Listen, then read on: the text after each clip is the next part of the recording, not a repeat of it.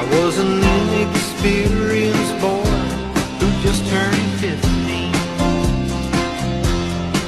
She was a worldly woman, exactly my same age. And I had heard the stories going around about her. All what I heard put my young blood into a rage. So I asked to take her out one Friday evening, scared to death I'd find what I was looking for. And when she got into my car, she sat close to me, then reached right out